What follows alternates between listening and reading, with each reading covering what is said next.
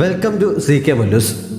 25-21 എന്ന ഡ്രാമയുടെ ഈ എപ്പിസോഡിൻ്റെ തുടക്കത്തിൽ കാണിക്കുന്നത് മിൻജെ അമ്മയുടെ അടുത്ത ഡയറിക്ക് വേണ്ടി വീട് മുഴുവൻ തിരയുന്നതാണ്. പക്ഷെ അവിടെയെങ്കിലും അത് കണ്ടു കിട്ടുന്നില്ല. ഇജിൻ ഹീദുവിനെ കിസ് ചെയ്ത് ഇഷ്ടം തുറന്നു പറഞ്ഞ ശേഷം അവർക്കിടയിൽ എന്ത് സംഭവിച്ചു എന്നറിയാനുള്ള ആകാംക്ഷ മിൻജയ്ക്ക് അടക്കാനാകുന്നില്ല. ഇൻ്റർനെറ്റിൽ എന്തെങ്കിലും വിവരങ്ങൾ കിട്ടുമെന്നറിയാൻ അവൾ ഒരു തിരച്ചിൽ നടത്തുന്നുണ്ട്. അവരെക്കുറിച്ചുള്ള റൂമറുകളൊന്നും അവൾക്ക് കണ്ടെത്താൻ കഴിയുന്നില്ല. അപ്പോഴാണ് ഹീദുവും ഇജിനും തമ്മിലുള്ള സ്പെഷ്യൽ കണക്ഷൻ എന്ന ഹെഡിങ്ങോടെ 2009 ഒരു വീഡിയോ അവളുടെ ശ്രദ്ധയിൽപ്പെട്ടത്. അവളത് ഓപ്പണാക്കി കാണുന്നു. അതിൽ ന്യൂസ് ആങ്കറിംഗ് ചെയ്യുന്നത് ഇജിനാണ്. ഹീദു 2009 സാൻ ഫ്രാൻസിസ്കോയിൽ വെച്ച് കൊറിയയ്ക്ക് വേണ്ടി 3ാമത്തെ ഗോൾഡ് മെഡൽ നേടിയപ്പോൾ സാൻ ഫ്രാൻസിസ്കോയിലായിരുന്ന അവളെ ലൈവായി വീഡിയോ കോൺഫറൻസിലൂടെ ഇൻ്റർവ്യൂ ചെയ്യുന്നതിൻ്റെ വീഡിയോ ആയിരുന്നു അത്. വീഡിയോയിൽ ഹീദുവിന് കുറച്ചുകൂടി പക്വത വന്നിരിക്കുന്നു. കുറേ കാലത്തിന് ശേഷം തമ്മിൽ കാണുന്നതിൽ സന്തോഷമുണ്ടെന്ന് ഇജിൻ ആദ്യം പറയുന്നുണ്ട്. അവന് സുഖമാണ് എന്ന് അവൾ അന്വേഷിക്കുന്നു. മാഡ്രിഡിലും പ്രേഗിലും സാൻ ഫ്രാൻസിസ്കോയിലുമായി തുടർച്ചയായി 3ാം തവണയാണ് ഹീദു ഇപ്പോൾ സ്വർണ്ണം നേടുന്നത്. ഈ 3 മത്സരങ്ങളിലും ഏറ്റവും കൂടുതൽ ഡിഫിക്കൽട്ടായി തോന്നിയത് ഏതാണെന്ന് ഇജിൻ്റെ ചോദ്യത്തിന് 2001 മാഡ്രിഡിൽ യൂറിമിനെതിരായി നടന്ന മത്സരമാണെന്ന് അവൾ മറുപടി നൽകുന്നു. കൊറിയക്കാരി തന്നെയായ യൂറിം ഒരു ഇന്റർനാഷണൽ മത്സരത്തിൽ എങ്ങനെ ഹീദുവിൻ്റെ എതിരാളിയായി എന്നറിയണ്ടേ?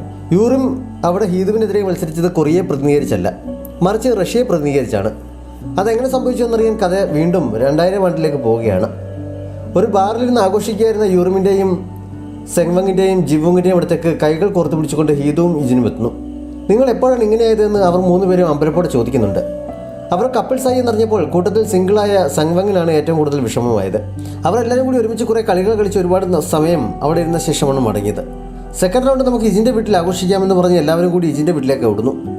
വഴിക്ക് വെച്ച് ഹീദുവിനെ കരയിച്ചെന്നറിഞ്ഞാൽ നിന്നെ ഞാൻ ശരിയാക്കുമെന്ന് യൂറിം ഇജിനോട് പറയുന്നുണ്ട്. വീട്ടിലെത്തി അല്പസമയത്തിനുള്ളിൽ തന്നെ ഇജിൻ ഫ്ലാറ്റാകുന്നുണ്ട്. സെങ്വങ്ങിൻ്റെയും ബോധം ഏതാണ്ട് നഷ്ടപ്പെട്ടു തുടങ്ങിയിരുന്നു. എനിക്കിനി പഠിക്കാൻ വയ്യ, എത്രയും പെട്ടെന്ന് കോളേജിലെത്തിയാൽ മതി എന്ന് പറഞ്ഞ് അവൾ കരയുന്നുണ്ട്. ഹീദു അവളെ ചേർത്ത് പിടിച്ച് ആശ്വസിപ്പിക്കുന്നു.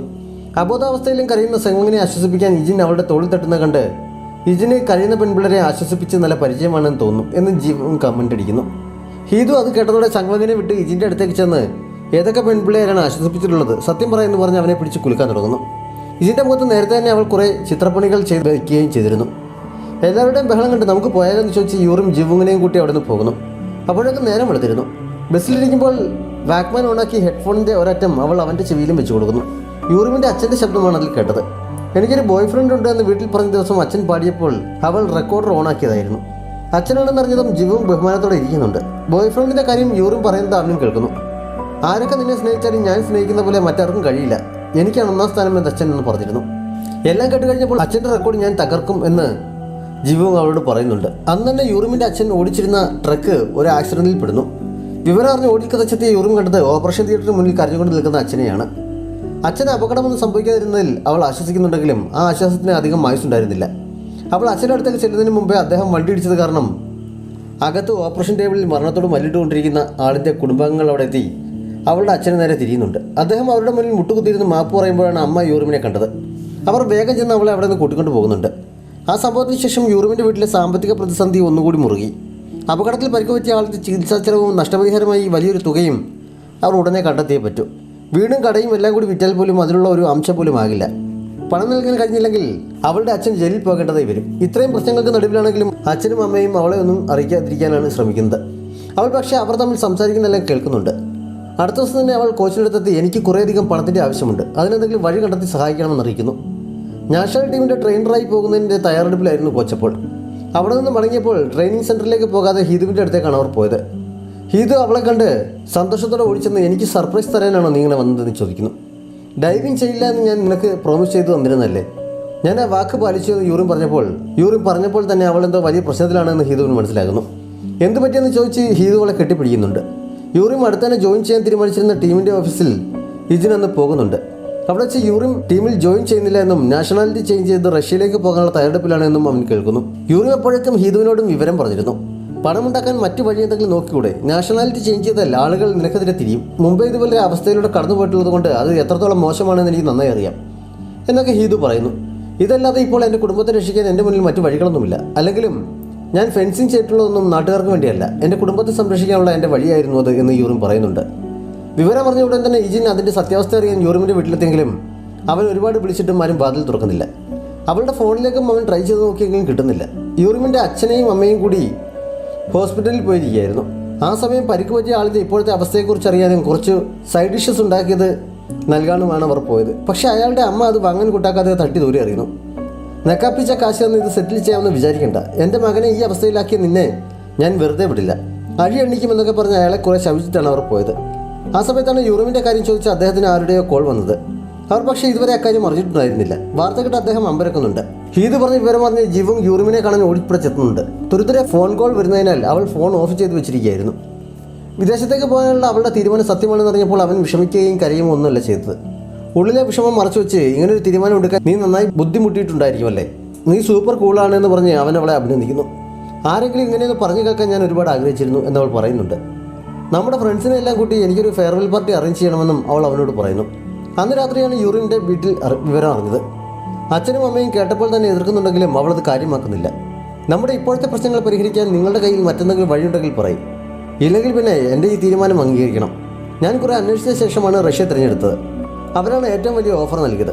താമസിക്കാൻ വീടും കാറും അത്യാവശ്യം നല്ലൊരു സാലറിയും ലഭിക്കും. ആദ്യം സെറ്റിൽമെൻ്റായി കിട്ടുന്നത് കൊണ്ട് തന്നെ നമുക്കിപ്പോൾ ഉള്ള മുഴുവൻ പ്രശ്നങ്ങളും എനിക്ക് പരിഹരിക്കാൻ കഴിയും. അപകടത്തിൽ അച്ഛന് പാപത്തൊന്നും സംഭവിക്കാതിരുന്നത് തന്നെ എന്നെ സംബന്ധിച്ച് ഏറ്റവും വലിയ കാര്യമാണ്. ഇത്ര നാളെ നിങ്ങൾ എനിക്ക് വേണ്ടി എല്ലാ സന്തോഷങ്ങളും വേണ്ടെന്ന് വെച്ച് ജീവിച്ചാറില്ലേ, ഇനി എൻ്റെ അവസരമാണ്, എന്നെ അതിന് അനുവദിക്കണം എന്നവൾ പറയുന്നു.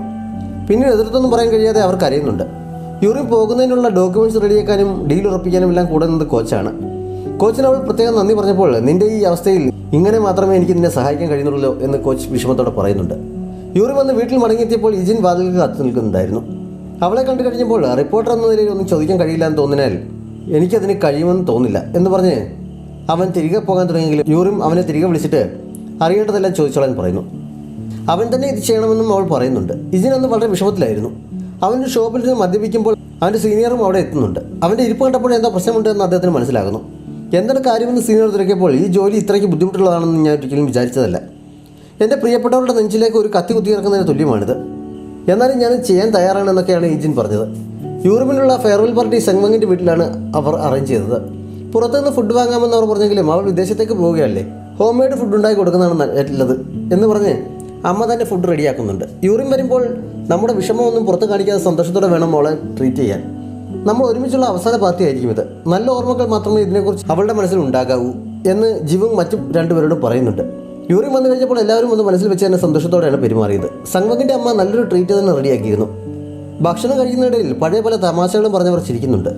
യൂറിമിനെ ഫെയർവെൽ ഗിഫ്റ്റായി അവർ ഒരു കൊറിയൻ റഷ്യൻ ഡിക്ഷണറിയും അവിടെ ചെന്ന് കഴിയുമ്പോൾ അവൾക്ക് അത്യാവശ്യം പറയേണ്ടി വരുന്ന സെൻറ്റൻസുകൾ കൊറിയനിൽ എഴുതി വെച്ചതുമൊക്കെ അവൾക്ക് നൽകുന്നു. അത് വായിച്ചു കഴിഞ്ഞപ്പോഴേക്കും അവളുടെ കണ്ണ് നിറയുന്നുണ്ട്. അവരുടെ ബഹളം നടക്കുന്നതിനിടയിൽ ഇജിൻ വീടിന് പുറത്തെത്തിയെങ്കിലും അകത്തേക്ക് കയറുന്നില്ല. ഇജിനും കൂടി ഇവിടെ ഉണ്ടായിരുന്നെങ്കിൽ നന്നായനെ എന്ന് എല്ലാവരും പറഞ്ഞപ്പോൾ ഹീദു അവൻ്റെ ഫോണിലേക്ക് വിളിക്കുന്നു. പക്ഷേ കിട്ടാത്തതിനാൽ ടി വി ഓണാക്കിയാൽ ന്യൂസിലൂടെ നമുക്ക് അവനെ കാണാമല്ലോ, അപ്പോൾ അവൻ വന്നതിന് തുല്യമാകുമല്ലോ എന്ന് പറഞ്ഞ് അവർ ടി വി ഓണാക്കുന്നു. ആ സമയത്താണ് ബ്രേക്കിംഗ് ന്യൂസായി യൂറിമിൻ്റെ നാഷണാലിറ്റി ചേഞ്ചിൻ്റെ ന്യൂസ് വന്നത്. റിപ്പോർട്ടിംഗ് നടത്തുന്നത് ഇജിനാണ് എന്ന് കണ്ട് എല്ലാവരും അമ്പരക്കുന്നു. ഈ യൂറിമിനെ കുറ്റപ്പെടുത്തി രാജ്യസ്നേഹമില്ലാത്തവൾ എന്ന രീതിയിലായിരുന്നു റിപ്പോർട്ട്. ഇജിന് വെളിവ് നഷ്ടപ്പെട്ടോ എന്ന് ഹീദു അമ്പരപ്പോട് പറയുന്നുണ്ട്. അവൾ ഉടൻ തന്നെ ഇജിനെ തിരക്കി അവൻ്റെ റൂമിന് മുന്നിൽ ചെന്ന് കുറേ വിളിച്ചെങ്കിലും ആരും വാതിൽ തുറക്കുന്നില്ല. ഫോണിൽ ട്രൈ ചെയ്തിട്ടും കിട്ടുന്നില്ല. ദേഷ്യപ്പെട്ട് വീട്ടിലേക്ക് നടക്കുമ്പോഴാണ് വഴിയിലെടുത്ത് കുത്തിയിരുന്ന സിഗരറ്റ് വലിക്കുന്ന ഇജിനെ അവൾ കണ്ടത്. യൂറിമിനോട് ഇത് വേണമായിരുന്നു, ഇനി എന്തായിരിക്കും അവൾക്ക് നേരിടേണ്ടി വരിക എന്നറിയില്ല എന്നൊക്കെ ചോദിച്ച് ഹിദു അവനെ ഒരുപാട് കുറ്റപ്പെടുന്നുണ്ട്. ഞാൻ ചെയ്തില്ലെങ്കിൽ മറ്റൊരാൾ ചെയ്യും, ആദ്യം ചെയ്തില്ലെങ്കിലും രണ്ടാമതാണെങ്കിലും എനിക്ക് റിപ്പോർട്ടിംഗ് ചെയ്തേ പറ്റൂ, അപ്പോൾ പിന്നെ ആദ്യം ചെയ്യുന്നതിൽ എന്താണ് തെറ്റ് എന്നൊക്കെ അവൻ ചോദിക്കുന്നു. നാളെ ഒരിക്കൽ ഞാൻ നിന്നോടും ഇങ്ങനെ ചെയ്യില്ല എന്ന് ആര് കണ്ടു എന്ന് ഇജിൻ പറഞ്ഞപ്പോൾ ഹിദു ദേഷ്യപ്പെട്ട് പിണങ്ങി അവിടെ നിന്ന് പോകുന്നു. ജിവുങ്ങിൻ്റെ ഒപ്പം വീട്ടിലേക്ക് മടങ്ങുന്ന വഴി യൂറിം അവൻ്റെ കയ്യിലെ പിടിവിട്ടിട്ട് ഇനി ഒരിക്കലും നമ്മൾ ഒരുമിച്ച് ഇങ്ങനെ പോകാൻ സാധ്യതയില്ല, ഞാനിവിടെ നിന്ന് പോയാൽ ഇനി എന്തെങ്കിലും ഇങ്ങോട്ട് തിരിച്ചു വരാൻ കഴിയുമോ എന്ന് എനിക്കറിയില്ല, അതുകൊണ്ട് നമുക്ക് പരസ്പരം ഒരു പ്രോമിസൊന്നും നൽകണ്ട, നീ എനിക്ക് വേണ്ടി നിൻ്റെ ജീവിതം പാഴാക്കാൻ ഞാൻ ആഗ്രഹിക്കുന്നില്ല, നിനക്ക് ഇഷ്ടപ്പെടുന്ന ആരെങ്കിലും കണ്ടുമുട്ടുകയാണെങ്കിൽ എനിക്ക് വേണ്ടി കാത്തിരിക്കാതെ നിൻ്റെ ജീവിതവുമായി മുന്നോട്ട് പോകണം എന്നൊക്കെ അവനോട് പറയുന്നു. ജിവും പക്ഷേ അത് അംഗീകരിക്കാൻ തയ്യാറില്ലായിരുന്നു. നീ പോകുന്ന വിവരം അറിഞ്ഞുടൻ ഞാനൊരു പാർട്ട് ടൈം ജോബിന് ജോയിൻ ചെയ്തു, കുറേശ്ശെ സമ്പാദിച്ചാൽ വർഷത്തിൽ 3-4 തവണ നിന്നെ വന്ന് കാണാൻ കഴിയുമല്ലോ എന്നാണ് ഞാൻ ചിന്തിച്ചത്, എന്നിട്ട് നീ ഇങ്ങനെയാണല്ലോ പറയുന്നത് എന്നവൻ നിറകണ്ണുകളോട് ചോദിക്കുന്നു. നീ എനിക്ക് വേണ്ടി ജീവിക്കാൻ ഞാൻ ആഗ്രഹിക്കുന്നില്ല, എൻ്റെ കുടുംബം എനിക്ക് വേണ്ടി ജീവിച്ചതിൻ്റെ ഭാരം തന്നെ എനിക്ക് താങ്ങാവുന്നതിൽ കൂടുതലാണ്, ഇതും കൂടി വയ്യ എന്ന് അവൾ പറയുന്നുണ്ട്. എക്സ്ക്ലൂസീവായ ന്യൂസ് റിപ്പോർട്ട് ചെയ്തതിൻ്റെ പേരിൽ അടുത്ത ദിവസം ഇജിനെ ഒരുപാട് അഭിനന്ദനങ്ങൾ കേൾക്കുന്നുണ്ട്. പക്ഷേ അവൻ അതിലൊന്നും ഒട്ടും സന്തോഷമില്ലായിരുന്നു. യൂറിമിൻ്റെ വാർത്ത അപ്പോഴും എല്ലാ ചാനലുകളും ഒരു ആഘോഷമാക്കി കഴിഞ്ഞിരുന്നു. അവൾക്കെതിരെയുള്ള വാർത്തകൾ മാത്രമേ എല്ലായിടത്തും കേൾക്കാനുണ്ടായിരുന്നുള്ളൂ. യൂറിം ഈ സമയം സ്കൂളിലെ ട്രെയിനിങ് സെൻറ്ററിൽ നിന്ന് സാധനങ്ങളെല്ലാം പാക്ക് ചെയ്യുകയായിരുന്നു. അവിടെ നിന്ന് പോകുന്നതിന് മുമ്പ് അവസാനമായി ഒന്നുകൂടി പ്രാക്ടീസ് ചെയ്യുമ്പോഴാണ് ജനലിനരികിൽ പത്രക്കാർ തിക്കും തിരക്കും കൂടുന്ന അവൾ കണ്ടത്. വാതിൽ തുറക്കാൻ ആവശ്യപ്പെട്ട് അവർ ബഹളം വയ്ക്കുന്നുണ്ട്. യൂറിം ഓടിച്ചെന്ന് ജനലിൻ്റെ എല്ലാം കർട്ടൻ വലിച്ചിട്ട് വാതിലിൽ ലോക്ക് ചെയ്ത് അകത്ത് കുത്തിയിരിക്കുന്നു. പക്ഷേ കുറേ സമയം കഴിഞ്ഞിട്ട് റിപ്പോർട്ടർമാർക്ക് പോകാൻ ഉദ്ദേശമില്ലെന്ന് മനസ്സിലായപ്പോൾ അവൾ ഹീതുവിനെ ഫോൺ ചെയ്യുന്നു. ഹിതു വേഗം തന്നെ അവിടെ എത്തി റിപ്പോർട്ടർമാർക്കിടയിലൂടെ വാതിൽ തട്ടി വിളിക്കുന്നു. യൂറിം കതക് തുറന്ന് അവളെ അകത്തേക്ക് കയറ്റുന്നു. സംഭവിച്ചതൊക്കെ യൂറിം അവളോട് വിശദീകരിക്കുന്നു. പുറത്ത് കിടക്കാൻ എന്താണ് വഴിയെന്ന് കുറേ തലപുകഞ്ഞ് ആലോചിച്ചപ്പോൾ ഹിതുവിനൊരു ഐഡിയ തോന്നുന്നു. അവിടെ ഉണ്ടായിരുന്ന കുറേ സാധനങ്ങളും ഫെൻസിങ്ങിൻ്റെ യൂണിഫോമും മറ്റും ഉപയോഗിച്ച് ഒരു മനുഷ്യരൂപം പോലെ അവൾ ഉണ്ടാക്കുന്നു. തിയേറ്റർ ക്ലബ്ബുകാരുടെ സാധനങ്ങൾ അവിടെ സൂക്ഷിച്ചിരുന്ന കൂട്ടത്തിൽ നിന്ന് ഒരു വിഗ് സംഘടിപ്പിച്ച് അതും അതിൽ സെറ്റ് ചെയ്ത് വയ്ക്കുന്നു. ഇപ്പോൾ ഒറ്റ നോട്ടത്തിൽ യൂറിമിൻ പുറംതിരിഞ്ഞ് നിൽക്കുകയാണ് എന്നേ തോന്നുകയുള്ളൂ. റിപ്പോർട്ടർമാർ ഓടി അടുത്തേക്ക് വരാതിരിക്കാൻ വേണ്ടി അവർക്ക് മുന്നിലായി കുറേ കസേരകളും അവർ വലിച്ചിരുന്നു. ഞാൻ പുറത്തു പോയി അവരുടെ ശ്രദ്ധ തിരിക്കുന്ന ഗ്യാപ്പിൽ മറ്റേ വാതിലൂടെ ഓടി പുറത്തേക്ക് ഇറങ്ങിക്കോണം. ഞാൻ പുറകെ വന്നോളാം എന്ന് യൂറിമിനെ പറഞ്ഞേൽപ്പിച്ചിട്ട് ഹീതു വാതിൽ തുറന്ന് പുറത്തേക്ക് പോകുന്നു. പല ഭാഗത്തായി നിന്നിരുന്ന റിപ്പോർട്ടർമാരെയെല്ലാം യൂറിം പത്രസമ്മേളനത്തിന് തയ്യാറാണെന്ന് പറഞ്ഞ് അവൾ ഒരുമിച്ച് കൂട്ടിയിട്ട് അകത്ത് കയറ്റുന്നു. എല്ലാവരും കയറി കഴിഞ്ഞപ്പോൾ വാതിലടച്ചിട്ട് അവൾ സ്ഥലം വിടുന്നു. യൂറിം അതിനു മുമ്പേ തന്നെ പുറത്തിറങ്ങിക്കഴിഞ്ഞിരുന്നു. പത്രക്കാരെല്ലാം റെഡിയായി കസേരകളിൽ ചെന്നിരുന്ന് കുറേ കഴിഞ്ഞിട്ടും യൂറിമിനെ അനക്കമൊന്നുമില്ലാത്തതിനാൽ സംശയം തോന്നിയ ഒരാൾ അടുത്ത് നിന്ന് പരിശോധിച്ചപ്പോഴാണ് അബദ്ധം മനസ്സിലായത്. എല്ലാവരും പുറത്തേക്ക് ഓടുന്നുണ്ട്. ഹീതുവും യൂറിമും അപ്പോഴേക്കും ഗേറ്റ് കടന്നിരുന്നെങ്കിലും റിപ്പോർട്ടർമാർ വിടാതെ പുറകെയുണ്ട്. ഓടുന്നതിനിടയിൽ അവരുടെ കണ്ണ് വെട്ടിച്ച് അവർ ഒരു സ്റ്റുഡിയോയിൽ കയറി ഒളിക്കുന്നുണ്ട്. എല്ലാവരും പാസ് ചെയ്ത് പോയി കഴിഞ്ഞെന്നറിഞ്ഞപ്പോൾ രണ്ടുപേർക്ക് സമാധാനമാകുന്നു. ഈ ഐഡിയ വർക്കൗട്ട് ആകുമെന്ന് ഞാൻ തീരെ പ്രതീക്ഷിച്ചതല്ല. എന്തായാലും നീ എന്നെ രക്ഷിച്ചു എന്ന് പറഞ്ഞ് യൂറിം ഹീതുവിന് താങ്ക്സ് പറയുന്നു. രണ്ടുപേരും ഒരുമിച്ച് കുറേ ഫോട്ടോസ് അതിനുള്ളിൽ നിന്ന് എടുക്കുന്നുണ്ട്. അതിനുശേഷം അവർ ഒരുമിച്ച് ഭക്ഷണം കഴിക്കാനായി പോകുന്നു. ആ റെസ്റ്റോറൻറ്റിൽ യൂറിം മുമ്പ് വന്നിട്ടുള്ളതാണ്. അവളുടെ സൈൻ അവിടെ നോട്ടീസ് ബോർഡിൽ ഒട്ടിച്ചു വെച്ചിട്ടുണ്ട്. 2 നൂഡിൽസ് അവർ ഓർഡർ ചെയ്ത് ക്യാഷും മുൻകൂറായി നൽകുന്നു.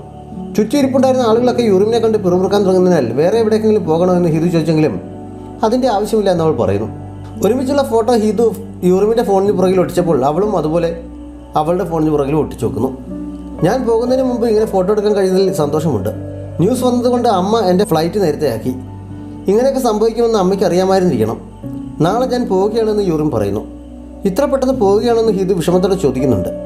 ഒന്നോർത്താൽ ഇതാണ് നല്ലത്, അല്ലെങ്കിൽ ഗുഡ് ബൈയുടെ നീളം കൂടിപ്പോകും. എയർപോർട്ടിൽ വരുമല്ലോ അല്ലേ എന്ന് യൂറിൻ ചോദിക്കുന്നു.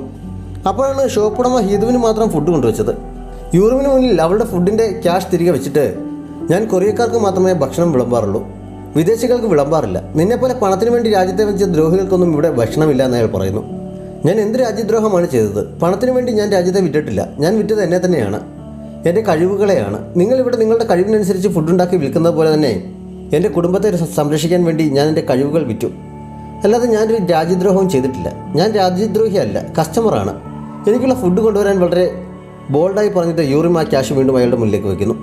ഹീതുവളുടെ പെർഫോമൻസ് കണ്ട് ആരാധനയോടെ നോക്കിയിരിക്കുകയാണ്. അയാൾ പിന്നീടൊന്നും പറയാതെ ആ ക്യാഷും എടുത്തുകൊണ്ട് പോയി അവൾക്ക് നൂഡിൽസ് കൊണ്ട് കൊടുക്കുന്നുണ്ട്. ദേഷ്യം തീർക്കാൻ നോട്ടീസ് ബോർഡിലിരുന്ന അവളുടെ സൈൻ അയാൾ വലിച്ചിറക്കിക്കൊണ്ട് പോകുന്നുണ്ട്. റിപ്പോർട്ടർമാർ ഇപ്പോഴും യൂറിമിൻ്റെ വീടിന് മുന്നിൽ കാണാൻ സാധ്യതയുള്ളതുകൊണ്ട് ഹീതു അവളെ സ്വന്തം വീട്ടിലേക്കാണ് കൂട്ടിക്കൊണ്ട് പോയത്. റെസ്റ്റോറൻറ്റിൽ വെച്ച് അവൾ കാണിച്ച ധൈര്യത്തെ ഹീതു പുകഴ്ത്തിയപ്പോൾ എൻ്റെ പഴയ സ്വഭാവം വെച്ച് ഞാൻ കഴിക്കാതെ അവിടെ നിന്ന് കരഞ്ഞുകൊണ്ടിറങ്ങിപ്പോയേനെ. ഇങ്ങനെ പൊതി നേടാൻ നീയാണെന്നെ പഠിപ്പിച്ചത് എന്ന് യൂറിം പറയുന്നുണ്ട്. ഇനി ഞാൻ ആരോടാണ് ഫെൻസിങ്ങിനെ കുറിച്ച് സംസാരിക്കുക? എൻ്റെ മനസ്സിലെ ഭാരം തോന്നുമ്പോൾ ആരോടാണെന്ന് മനസ്സ് തുറന്ന് സംസാരിക്കുക എന്നൊക്കെ ഹീതു വിഷമത്തോടെ പറയുന്നു. യൂറിം ആദ്യമായി അപ്പോൾ കരയുന്നുണ്ട്. പോകാൻ എനിക്കൊട്ടും ആഗ്രഹമുണ്ടായിട്ടല്ല. കൊറിയൻ അത്ലറ്റായി ഇവിടെ തന്നെ നിൽക്കാനാണ് എൻ്റെ ആഗ്രഹം. പക്ഷെ ഞാൻ എന്ത് ചെയ്യാനാണ് എന്ന് പറഞ്ഞ് അവൾ പൊട്ടിക്കരയുന്നുണ്ട്. ഹീതു അവളെ കെട്ടിപ്പിടിച്ച് ആശ്വസിപ്പിക്കുന്നു. അടുത്ത ദിവസം യൂറിമിനെ യാത്ര അയക്കാൻ എയർപോർട്ടിൽ സെങ്വങ്ങും ഹീതുവും എത്തുന്നുണ്ട്. അച്ഛനോടും അമ്മയോടും സെങ്വങ്ങിനോടും ഒന്നും യാത്ര പറഞ്ഞപ്പോൾ യൂറിം കരഞ്ഞില്ലെങ്കിലും ഹീതുവിനോട് യാത്ര പറഞ്ഞപ്പോൾ അവൾ കരഞ്ഞു പോകുന്നുണ്ട്. അടുത്ത വർഷം മാഡ്രിഡിൽ മത്സരത്തിന് ഫൈനൽ വെച്ച് കാണാം എന്ന് പറഞ്ഞുറപ്പിച്ചിട്ടാണ് അവർ പിരിഞ്ഞത്. ജിവോങ് പാർട്ട് ടൈം ജോബ് കഴിഞ്ഞ് വീടിനടുത്തെത്താറായപ്പോഴാണ് നീ എന്താ എയർപോർട്ടിൽ വരാതിരുന്നത്? യൂറിം ഇന്നാണ് പോകുന്നതെന്ന് പറഞ്ഞ് ഹീതുവിൻ്റെ ഫോൺ വന്നത്.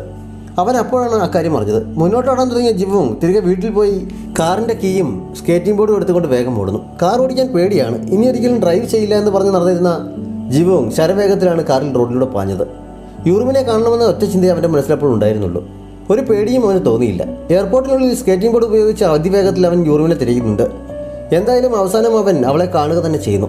പാഞ്ഞെന്ന് അവനവളെ കെട്ടിപ്പിടിച്ചിട്ട് എന്നോടൊരു വാക്ക് പറയാതെ പോകാൻ നിനക്കങ്ങനെ മനസ്സ് വന്നു ചോദിക്കുന്നുണ്ട്. ഞാൻ നിന്നെപ്പോലെ സെൽഫിഷ് ആകാൻ പോവുകയാണ്, അതുകൊണ്ട് ഞാൻ പറയുന്നത് മുഴുവൻ ശ്രദ്ധിച്ച് കേൾക്കണം. ഞാൻ നിന്നെ കാത്തിരിക്കും, നിന്നെ കാണാൻ വരും. നീ അല്ലാതെ വേറെ ആരെയും ഡേറ്റ് ചെയ്യില്ല, മുഖത്ത് പോലും നോക്കില്ല.